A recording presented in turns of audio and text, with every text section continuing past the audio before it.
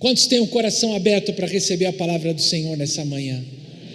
Você volte agora a tua mente, o teu coração, exclusivamente para olhar para o Senhor, para a sua palavra, e que essa palavra nessa manhã possa ser um espelho para provar o teu coração, que você venha examinar-se a si mesmo e poder hoje aproximar-se mais de Deus através da sua palavra e do propósito que Ele tem para a sua vida. Nós estamos no início de um novo ano e no começo de um novo ciclo. Deus está levantando uma geração que conquistará as suas promessas, ainda que em meio a um tempo de crises, de dificuldades. Nós sabemos que no percurso teremos que enfrentar gigantes, sim, mas na força do Senhor nós venceremos. Quantos são parte dessa geração de conquista? Como ouvimos na última semana, precisamos sim ser fortes e corajosos e alinhar nossas vidas à palavra do Senhor. Mas por onde nós podemos começar? Qual será o primeiro passo? Nós não podemos deixar que esse ano seja como foi o anterior ou os anteriores. Não podemos continuar no deserto, dando voltas sem chegar em lugar nenhum, se não houver mudanças, a começar em nós. O ano novo começa a ficar velho e tudo permanece igual. Qual será o primeiro passo que Deus espera de nós num tempo como esse? Como nós podemos iniciar bem esse novo ano? Eu creio que para começarmos bem, precisamos começar com o que é mais importante. Esse é um princípio de liderança, é um princípio para a nossa vida, começar com aquilo que é mais importante. Agora, como podemos saber o que é mais importante? O que será que é mais importante para Deus? Se nós olharmos para as Escrituras, vamos ver que alguém já fez uma pergunta assim parecida para Jesus. Jesus, de todos os mandamentos, qual é o mais importante? Eu creio que se nós formos por este caminho, nós temos um bom modo de começarmos, de iniciarmos. Lá em Mateus 22, eu não trouxe aqui escrito, versos 36 ao 40, Jesus responde a essa pergunta: qual é o maior mandamento? E Jesus diz: ame o Senhor teu Deus, talvez muitos saibam de cor, com todo o teu coração, toda a tua alma, todo o teu entendimento. Esse é o maior mandamento. E o segundo, semelhante a esse: ama o teu próximo como a ti mesmo. Disso depende toda a lei e os profetas. Jesus, ele simplifica os mandamentos para nós podermos entender. Jesus deixa bem claro que o maior mandamento é o amor. Diga junto comigo: o maior mandamento é o amor. Se você ler todo o Novo Testamento, você vai ver que nós não temos uma lista clara do que fazer e não fazer, como no Antigo Testamento. Toda a nossa conduta como cristãos deve ser pautada na fé em Jesus, no amor a Deus e no amor ao próximo.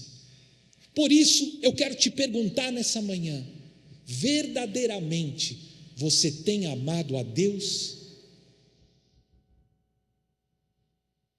Sobre todas as coisas, você é capaz de amar a Deus mais do que a si mesmo? Você é capaz de amar a Deus mais do que a sua família? Mais do que o dinheiro? Porque o amor a Deus requer sacrifício, requer dedicação completa, requer tempo, requer exclusividade.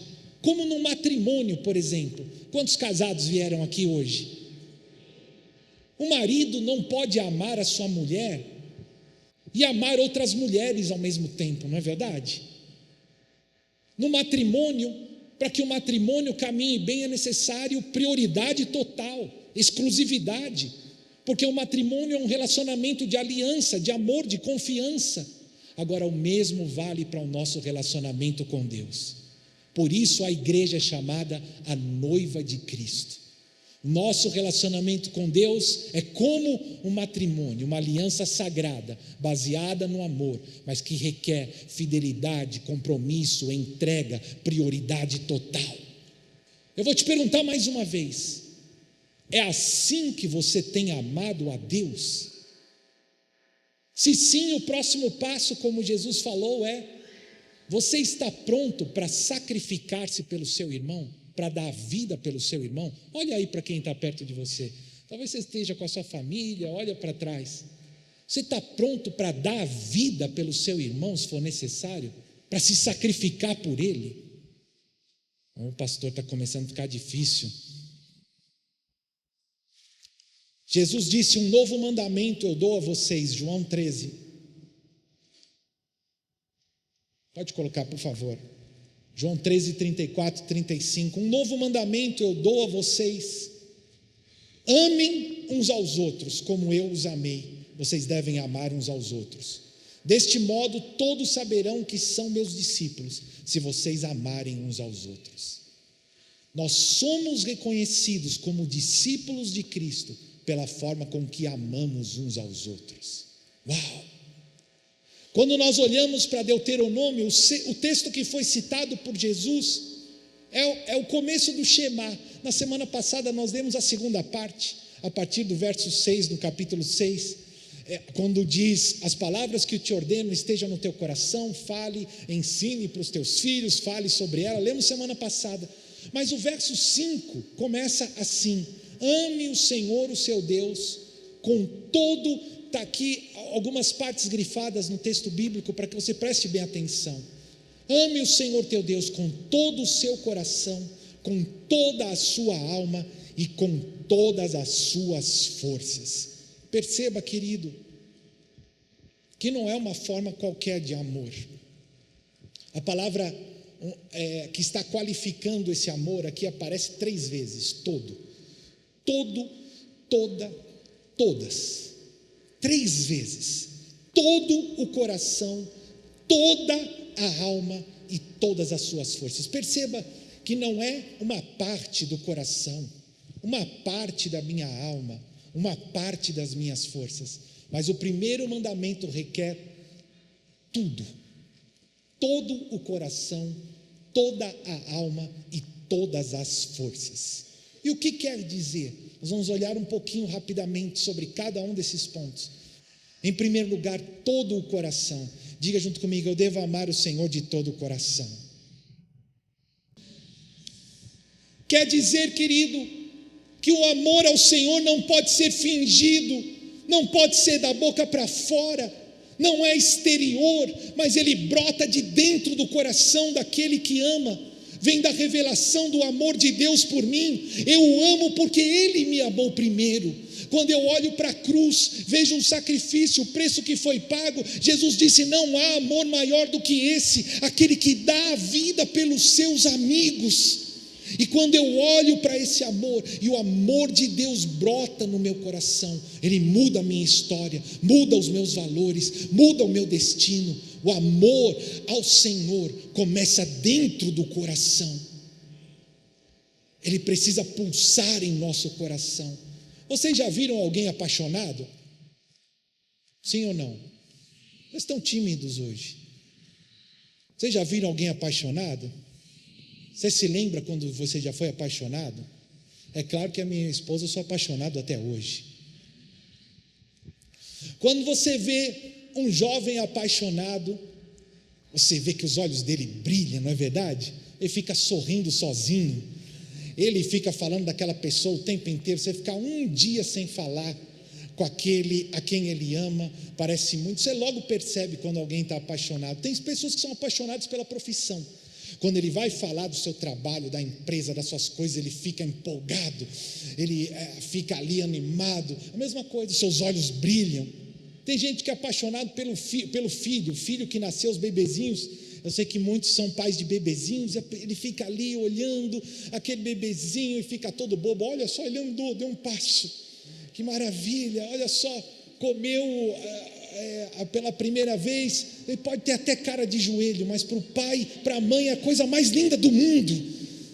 E quando ali você percebe o amor do pai e da mãe. Mas ouça só, hoje nós vemos pouco dessa empolgação, pouco desse fogo na igreja, no que diz respeito ao seu relacionamento com Deus. É raro encontrar alguém falando dessa maneira, com esse fogo, sobre o que Deus tem feito na sua vida, sobre o que Deus tem falado ao seu coração, sobre o devocional que teve nessa semana. Muitos são capazes de falar com mais amor, paixão do cachorrinho que tem, ou do seu time de futebol, do que do próprio Deus. E isso é muito triste. O que tem ocupado o teu coração? Onde estiver o teu coração, ali está o teu verdadeiro tesouro. Para onde aponta o teu tesouro? O teu tempo, o teu dinheiro, os teus esforços, é onde está o teu coração. Ouça só, o amor ao Senhor requer todo o coração. E não para por aí, toda a alma. Diga, o amor ao Senhor requer toda a alma. A alma fala do entendimento. A mente é a sede da alma. Quem ama fica o tempo todo pensando na pessoa, no trabalho, naquilo a que ele ama.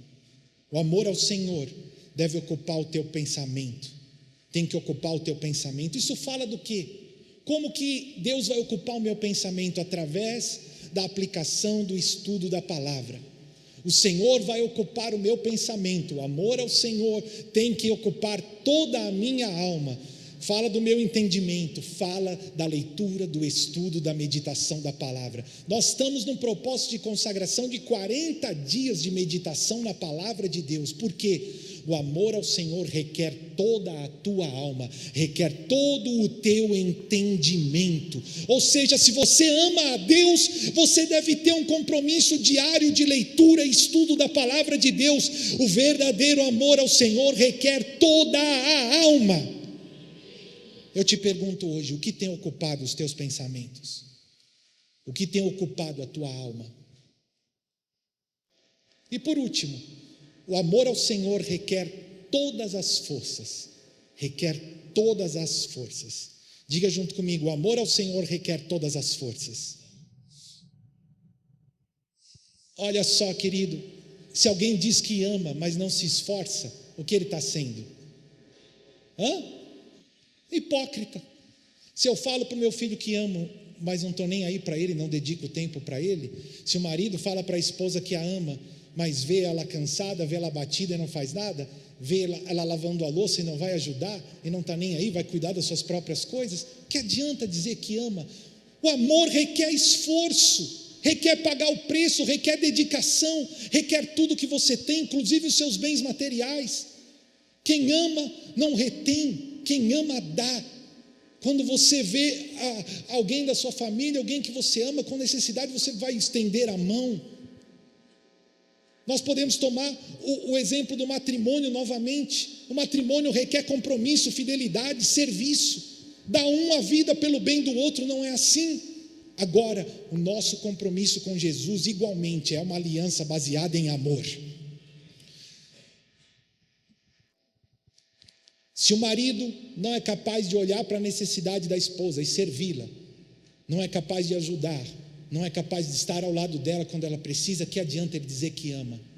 Que adianta ele escrever um poema? Suas palavras vão ser vazias, suas palavras serão mentirosas, hipócritas, como vocês disseram, se ela não for acompanhada de uma atitude correspondente. Você sabe que um termômetro, nós podemos colocar do nosso fogo, o amor pelo Senhor no nosso interior, é o momento da adoração.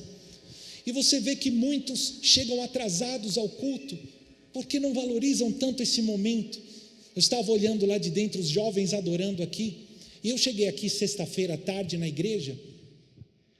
Essa equipe e uma equipe grande de jovens estava numa das salas ali cantando de todo o coração. Eles saíram do trabalho, da escola, foram numa sala ali, apagaram a luz e começaram a cantar, adorar, ler as escrituras. E o que você vê aqui é um reflexo disso. Mas muitos, vou chegar mais tarde, já perto da palavra, porque vão a um culto ao Senhor, mas não para dar, esperando receber. Será que isso é amor? Quando você ama e se importa, é assim que você faz? Muitos, mesmo nesse tempo de adoração, se tornam cansados, olham para o lado, ou já chegam até depois para não ter que participar, ou ainda que abram a boca. Nós cantamos canções lindas, Mas eu quero te dizer, querido, se essa canção não for alinhada com a tua atitude, com aquilo que está no teu coração, com o serviço, com pagar o preço, o teu louvor, a tua adoração pode estar ofendendo a Deus. As nossas canções, ao invés de serem louvor e adoração, se não forem acompanhadas de verdade, de um preço pago, de uma vida derramada, com coração, alma e forças, nossas canções podem se tornar ofensivas para Deus. Como o marido pode falar uma palavra para dizer que ama a esposa, sendo infiel, as palavras dele vão ferir a esposa. Ao invés de ministrar algo, as nossas canções podem estar fazendo o mesmo a Deus. O escritor alemão Tozer tem uma frase muito interessante: cristão não pode contar mentira, não é verdade? E ele fala assim: os cristãos não contam mentiras, eles apenas vão à igreja e as cantam.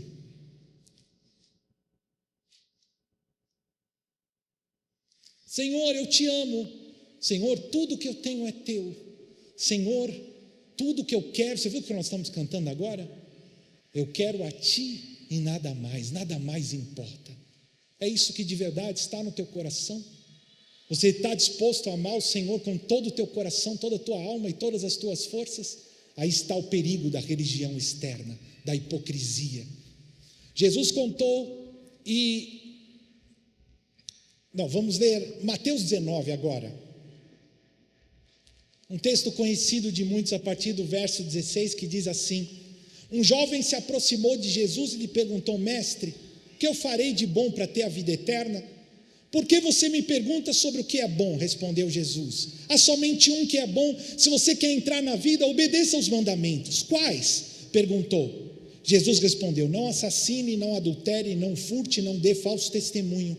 Honra o teu pai e a tua mãe e ame o seu próximo como a você mesmo. O jovem lhe disse: a tudo isso tenho obedecido. O que ainda me falta?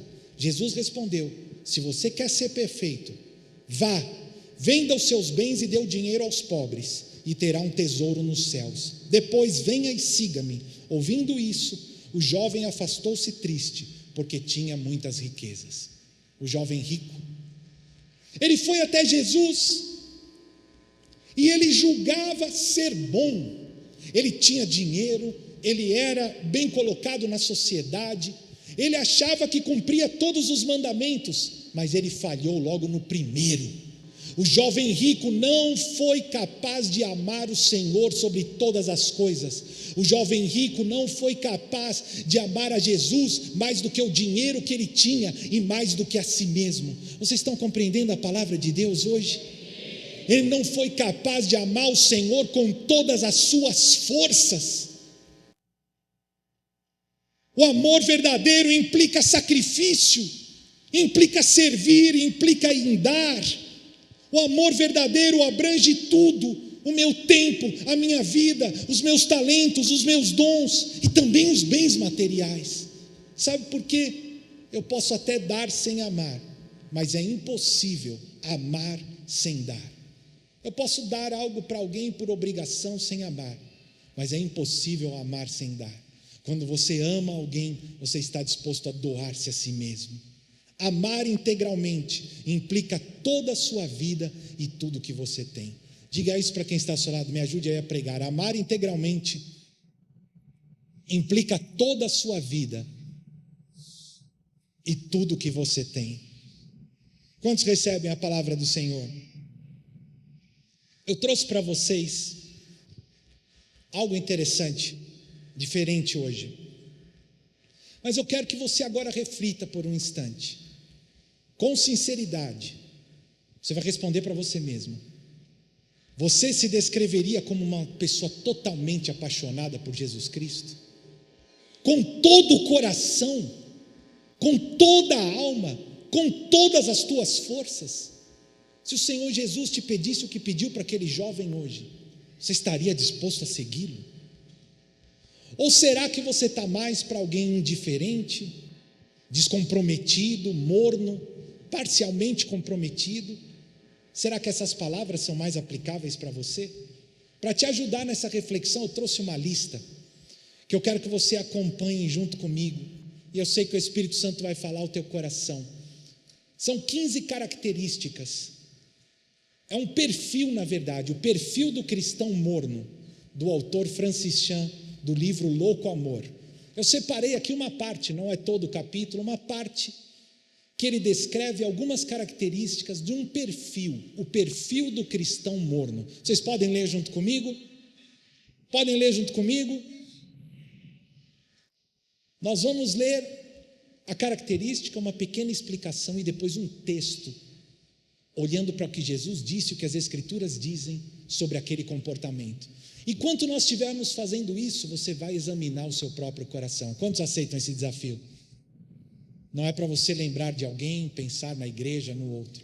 Você vai ver essas características, vai olhar para o texto bíblico e vai examinar o seu próprio coração. Vamos lá? Pessoas mornas frequentam a igreja com regularidade. Veja só, um cristão morno vai à igreja todo domingo, porque é isso que se espera deles, pois é o que se acredita ser o comportamento de bons cristãos. Por isso eles vão sempre aos cultos. Perceba, querido, que o ir ao culto não é mais importante, mas onde está o teu coração? De nada adianta ir a um culto se o meu coração está distante de Deus. Isaías 29:13 diz assim: o Senhor diz, esse povo se aproxima de mim com a boca e me honra com os lábios, mas o seu coração está longe de mim. A adoração que me prestam é feita só de regras ensinadas pelos homens. O próximo, pessoas mornas se sentem seguras pelo fato de frequentarem uma igreja, por terem feito uma profissão de fé aos 12 anos, por serem batizadas, por terem sido criadas numa família cristã. Assim como os profetas do Antigo Testamento alertaram Israel de que a nação não estava salvo apenas por viver naquela terra, nós também não estamos a salvo apenas porque ostentamos o rótulo de cristãos. Então perceba, não se trata de assistir a uma programação, de ter a carteirinha da igreja, de cumprir rituais religiosos. Mateus 7:21 diz assim: nem todo aquele que me diz Senhor, Senhor entrará no reino dos céus, mas apenas aquele que faz a vontade do meu Pai que está nos céus. Pessoas mornas, eles ofertam também, entregam dinheiro para instituições de caridade e para a igreja, desde que isso não altere o seu padrão de vida. Quando eles dispõem de algum dinheiro a mais, e é fácil e seguro doar, eles o fazem. Afinal de contas, Deus ama quem dá com alegria, correto? Ele conhece a palavra de Deus, ele faz aquilo que é básico, desde que não se comprometa muito. 1 de Crônicas 21:24 diz assim: o rei Davi, porém, respondeu a Araúna: não, faço questão de pagar o preço justo, não darei ao Senhor aquilo que pertence a você, nem oferecerei um holocausto que não me custe nada. O rei Davi era um adorador, e quando ele foi ofertar ao Senhor, por muitas vezes Davi ofertou grandes quantidades daquilo que ele tinha, porque Davi compreendeu um princípio, ele disse: eu não vou ofertar ao Senhor sobras, não vou ofertar ao Senhor aquilo que é do outro, não vou ofertar ao Senhor aquilo que não me custa nada. Pessoas mornas tendem a escolher o que é popular e desprezar o que é certo, enquanto estão em conflitos. Qual que é o problema deles? Eles desejam viver bem dentro e fora da igreja, eles têm que estar bem com todo mundo. Eles estão preocupados mais com as pessoas do que com Deus. Eles querem agradar as pessoas da igreja, querem agradar também o mundo. Se preocupam mais com o que o povo pensa sobre o que elas fazem, como ir à igreja ou entregar o dízimo, do que com o que Deus pensa do seu coração e da sua vida. Lucas 6:26 diz assim: ai de vocês, quando todos falarem bem de vocês. Você está preocupado em agradar as pessoas? Você está preocupado com o que falam de você? Ai de vocês, quando todos falarem bem de vocês, porque assim os antepassados deles trataram os falsos profetas. Pessoas mornas, o próximo, vocês estão acompanhando, não é verdade? Dá para todo mundo enxergar? Pessoas mornas não desejam de fato ser salvas do pecado. Elas só querem ser salvas do castigo que o pecado gera. Não há arrependimento verdadeiro.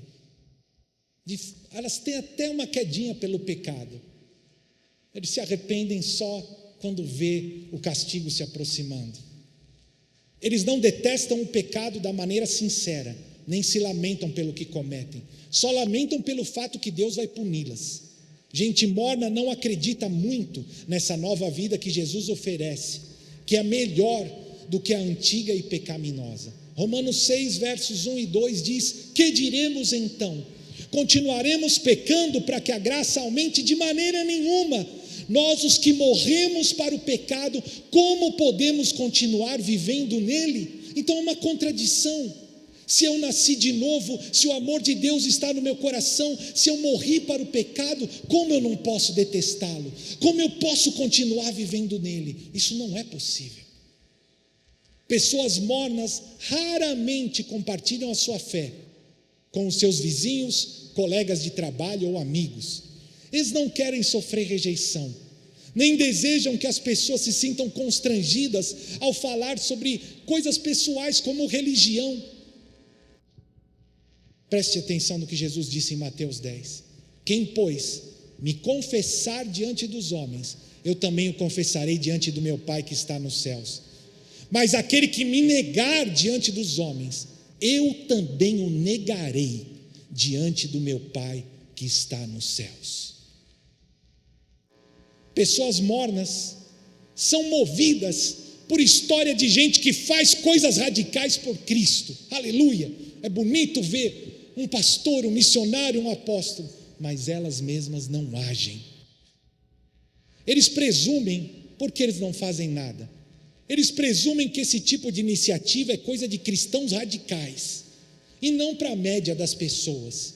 Gente morna considera radical aquilo que Jesus espera de todos os seus seguidores. Tiago 1,22 diz assim: sejam praticantes da palavra, e não apenas ouvintes, enganando-se a si mesmos. Tiago 4,17 diz: quem sabe o que deve fazer o bem e não o faz, comete pecado. Pessoas mornas medem o seu grau de moralidade ou bondade comparando-se com o mundo. Ao invés deles se compararem com as pessoas santas e que servem a Deus, eles acham que são bons porque se comparam com os piores, se comparam com o mundo. Eles se sentem satisfeitas porque, mesmo não sendo tão dedicadas a Jesus quanto os cristãos radicais, eles também não são tão horríveis quanto aquele sujeito que mora no final da rua. Como o fariseu de Lucas 18, que orava em pé: Deus, eu te agradeço, porque eu não sou como os outros homens, ladrões, corruptos, adúlteros, nem mesmo como este publicano. Jejuo 2 vezes por semana e dou o dízimo de tudo quanto ganho. A oração desse fariseu não chegava diante do altar do Senhor, com um orgulho espiritual, comparando-se aos ímpios. Pessoas mornas dizem amar Jesus, e Ele é de fato parte da vida delas, mas Ele é apenas uma parte. Elas entregam a Ele uma fração do seu tempo, do seu dinheiro, dos seus pensamentos, mas Ele não tem permissão de controlar a vida delas. Muitos querem um Salvador, mas não querem um Senhor. Eu quero que você ouça a palavra de Deus. Não fique com sono, não. Eu sei que nós estamos lendo aqui, mas o Espírito Santo está falando com você nessa manhã. Você quer saber algo?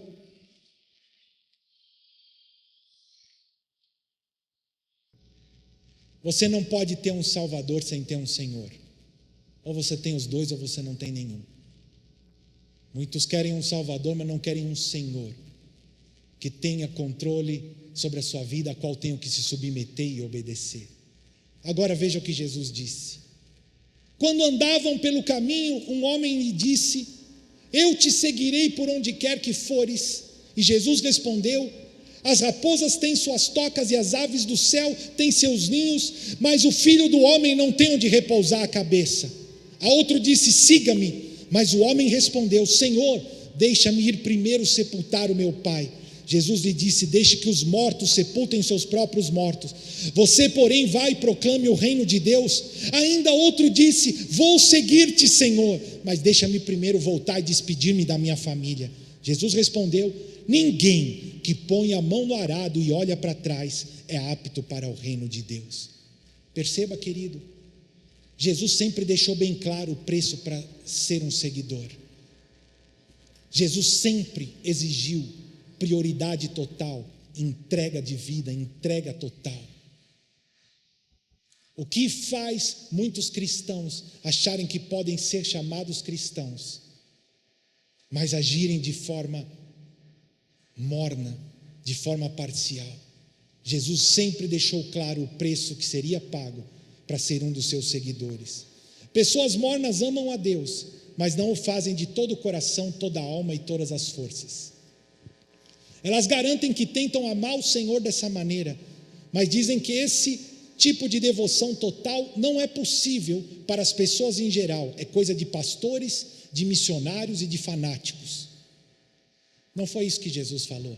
Mateus 22: ame o Senhor de todo o coração, toda a tua alma e todo o teu entendimento. Esse é o primeiro e maior mandamento. Não é para algumas pessoas.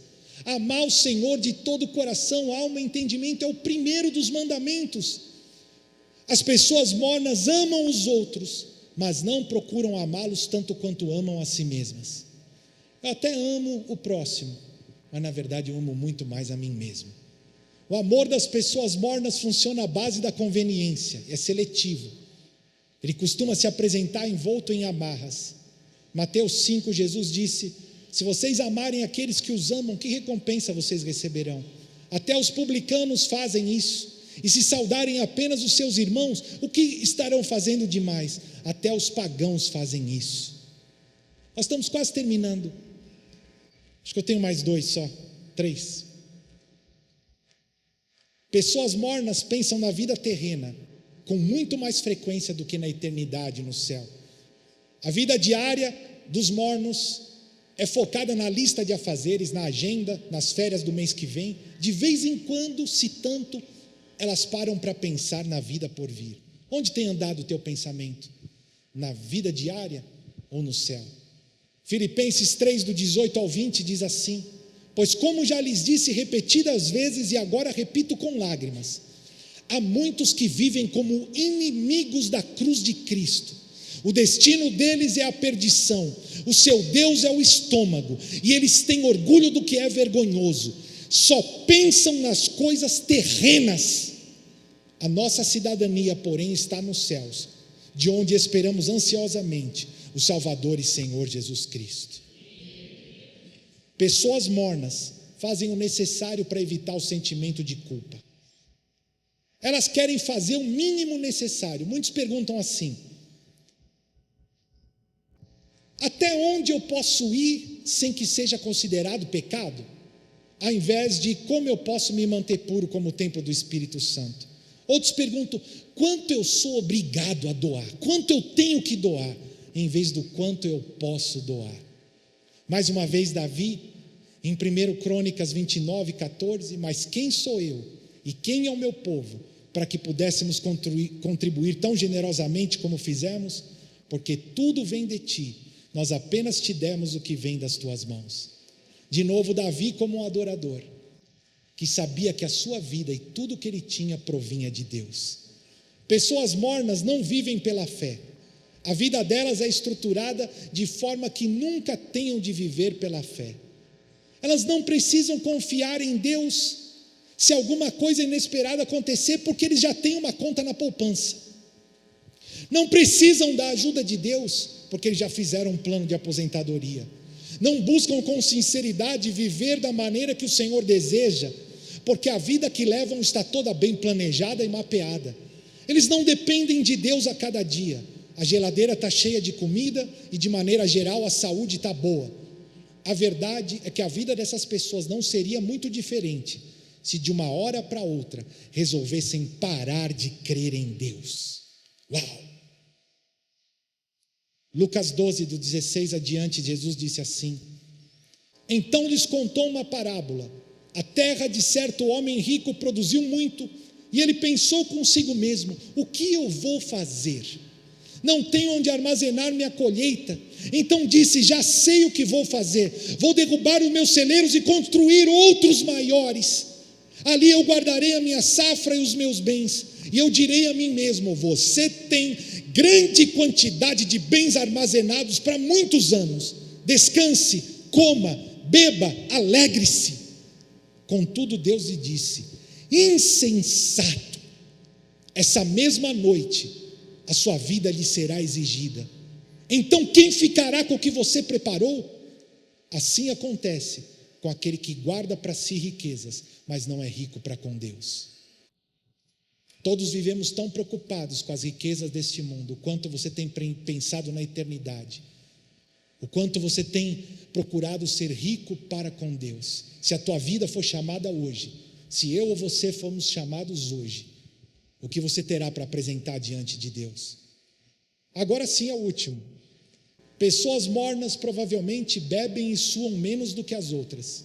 Fora isso, elas não são muito diferentes daqueles que não creem. Elas consideram a sua vida parcialmente asséptica, um exemplo de santidade, mas não poderiam estar mais equivocadas.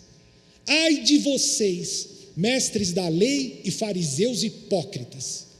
Vocês limpam o exterior do copo e do prato, mas por dentro estão cheios de ganância e cobiça. Fariseu cego, limpe primeiro o interior do copo e do prato, para que o exterior também fique limpo. Ai de vocês, mestres da lei e fariseus hipócritas! Vocês são como sepulcros caiados, bonitos por fora, mas por dentro estão cheios de ossos e de todo tipo de imundície.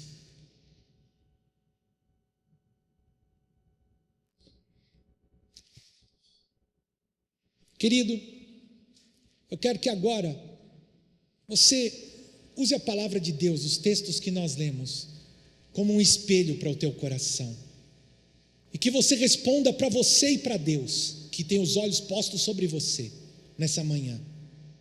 Você com sinceridade está mais para um crente cheio do Espírito, que ama Jesus de todo o coração, alma e forças, ou você se identifica com esse perfil de um cristão morno? É claro que todos nós podemos ter algumas oscilações e deslizes, mas se a sua vida espiritual for caracterizada por esse perfil, hoje o Senhor está te chamando a um arrependimento, a uma mudança. Este é um sinal de alerta. Nós vamos terminar a palavra dessa manhã olhando para as palavras de Jesus no Apocalipse. As últimas palavras de Jesus não estão nos evangelhos, estão no Apocalipse. Jesus falou às igrejas, e eu quero que você preste bem atenção nas palavras de Jesus para a igreja, para mim e para você. Nós acabamos de fazer uma reflexão comprida sobre o perfil do cristão morno. Agora eu quero que você olhe, se você se identificou com essa lista, o que Jesus fala de quem é morno. Preste bem atenção. Apocalipse 3, do 15 ao 22. Tem algumas frases em destaque, eu não vou me deter. Eu quero que você preste bem atenção, leia comigo, nós já estamos na parte final, terminando. Jesus diz assim à igreja: eu conheço as tuas obras, você não é frio e nem quente. Eu gostaria que você fosse frio ou quente. Assim, porque é morno, nem frio e nem quente, eu estou prestes a vomitar você da minha boca. Você diz: eu sou rico, enriqueci-me, não preciso de nada. No entanto, não percebe que é infeliz, miserável, pobre, cego e nu. Dou a você esse conselho: compre de mim ouro refinado no fogo, para que você se torne rico. Compre roupas brancas, para que você se vista e não manifeste a vergonha da tua nudez. Além disso, compre colírio para ungir os olhos, a fim de que possa ver. Eu repreendo e disciplino aqueles que amo. Portanto, seja diligente e arrependa-se. Eis que estou à porta e bato. Se alguém ouvir a minha voz e abrir a porta, entrarei e cearei com ele e ele comigo. Aquele que vencer, darei o direito de se assentar comigo no meu trono, como eu também venci e me assentei com o meu Pai no seu trono. Quem tem ouvidos, ouça o que o Espírito diz às igrejas. Aleluia.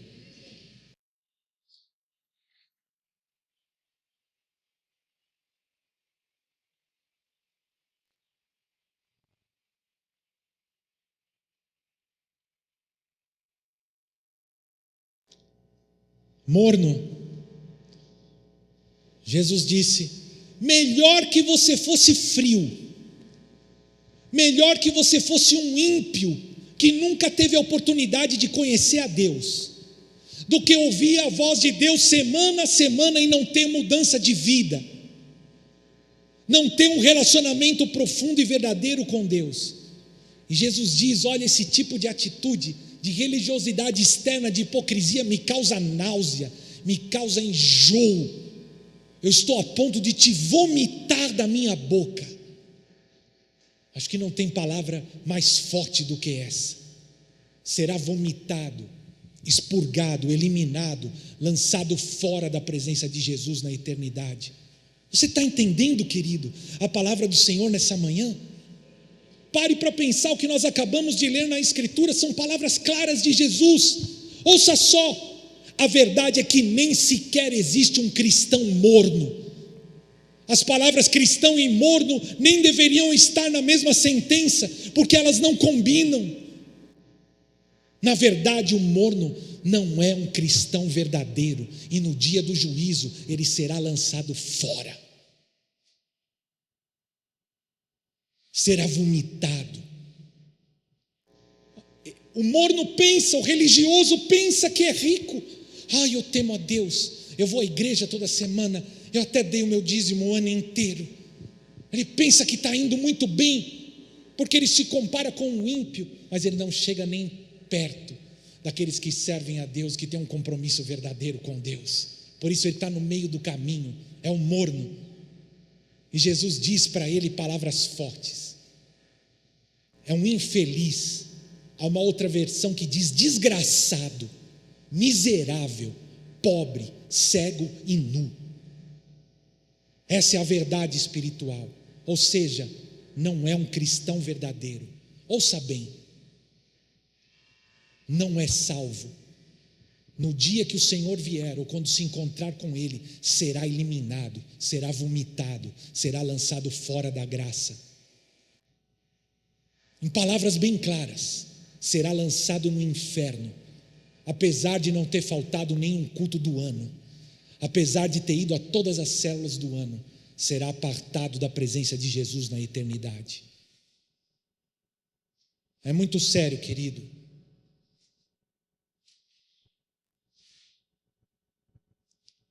Eu quero que você pense comigo, se você for chamado hoje,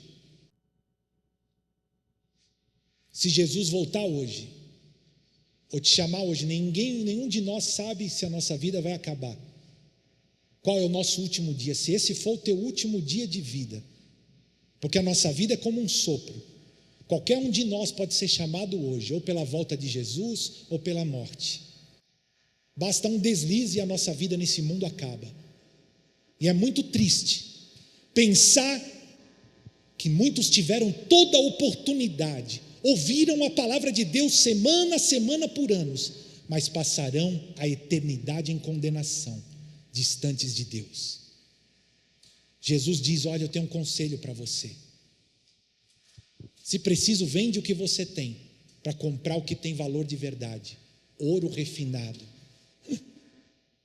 Compra o que tem valor, aquilo que é eterno. Para de olhar para o mundo e para aquilo que o mundo tem para te oferecer, e compra de Deus aquilo que é eterno, o verdadeiro ouro refinado. Compra de mim roupas brancas, o Senhor falou, está na hora de limpar o teu coração, limpar a tua boca, limpar as tuas vestes, tirar a veste de depressão, de falta de perdão, de pecado, de angústia, cobrir a nudez do teu pecado com as vestes limpas, salpicadas pelo sangue do Cordeiro que o Senhor tem para você. Você vai continuar vivendo como você está, pode ser esse o último dia da tua vida. Para onde você vai?